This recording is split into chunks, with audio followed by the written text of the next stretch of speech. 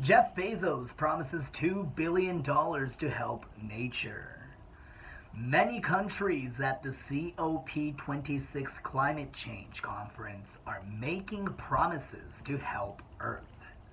They have signed agreements to the end deforestation and cut methane emission levels by 30% by 2030. Bosses of global companies are also at COP26. Jeff Bezos, the founder of Amazon, made a speech on Tuesday.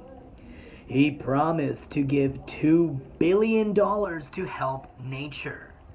He said the money would restore landscapes to their more natural state. He also wants to transform food system to make food production more sustainable. Mr. Bezos also set up the Bezos Earth Fund in 2020. This is a $10 billion project to help fight climate change. In September, this fund gave $1 billion to help threatened indigenous people. Jeff Bezos said he decided to give more money to protect the planet after going into space in July. He said that looking at Earth from space made him understand the importance of helping our planet.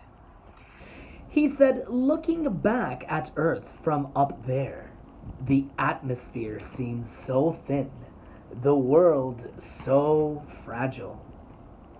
In his COP26 speech, he said his trip into space changed his feelings about our planet.